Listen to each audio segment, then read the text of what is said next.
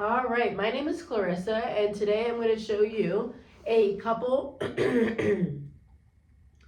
Hi, my name is Clarissa, and today I'm going to show you a couple of bar moves that you can use with the bender ball or magic circle. Either works. So you'll start with the ball in between your inner thighs, and the balls of your feet can be lifted.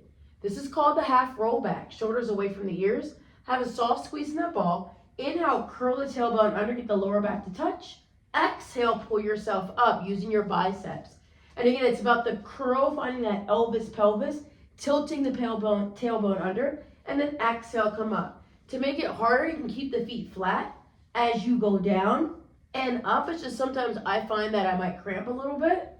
So I just sometimes like to keep the balls of my feet up. Next one is pulses. Arms can come out in front of you, palms face up towards the ceiling. Find that curl, and then you roll back just an inch or so, and you pulse forward and back. The entire time you're trying to keep the tummy pulled in, squeezing the ball, and then you come all the way up. The next one would be the squeezes, of course. And I like the squeezes, meaning that the ball is just in between your knees and you squeeze in and out, because you then get to focus on whether or not which side is activating more.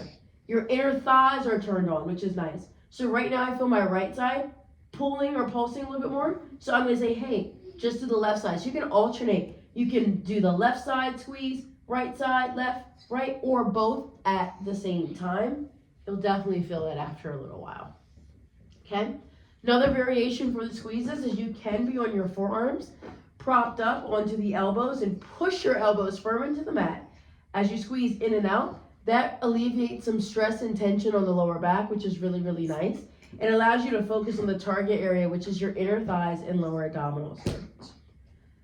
Another exercise is teaser here. So you can have your feet flat, arms can reach up. This is option one. Squeezing the ball, exhale, curl up and reach. Shoulders stay away from the ears. Arms reach back, exhale, curl up and reach. Another option is you find tabletop position.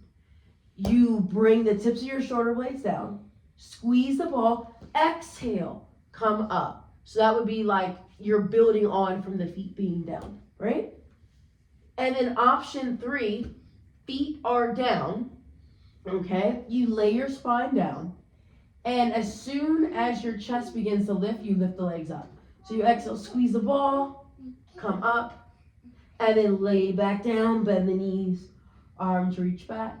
Exhale, squeeze the ball, teaser up, and then bend and lay back. Okay, so that's be your teaser variation. The next one will be can here. So you go into your forearms or you go into your hands here. You squeeze the ball and you lift your heels up as you sway the knees side to side. Okay? And again, forearms is okay too. And you can even add a little pulse, pulse, pulse as you go from each side. Pulse, pulse, pulse, each side. And again, if you're on your forearms, press your forearms firm into the mat. Finally, our lower end lifts. Open up the collarbone here, squeeze the ball, and then lift the heels up. The balls of your feet up. Lift the ball to knee to chest, and then lower. Opening up the collarbone, being mindful not to hunch. So again, press the elbows firm into the mat each time. Keeping a soft squeeze on the ball the entire time, right? And that was the final one, lying supine. For side lying, to work the external obliques and internal obliques, ball goes in between. This is one of my favorites to do and teach in class. Squeeze the ball and exhale, lift the legs up and down. Lots of oblique work. Cue your clients or people to reach their toes away from their body, and they can keep one hand onto the floor just to make sure their hips are nice and stacked. What you're looking for as a teacher is that the ear is in line with the shoulder is in line with the hip is in line with the outer part of the ankle and the heel of your foot. Okay? And now, the next one would be the bend or the bend and stretch. So you're squeezing the ball, You bend your knees in towards your hip and you push the legs out, keeping the bottom leg off of the mat the entire time. That works the crap out of the external oblique. And you can always keep a soft squeeze on the ball to get an extra bonus inner thigh workout and internal obliques. Okay?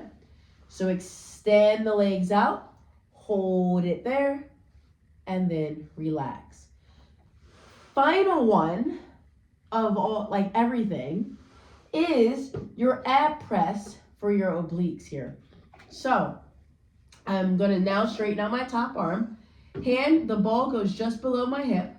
Press into the ball, exhale, lift and roll up, or just press and then come back down. I do a little roll just to get a little bit more out of it.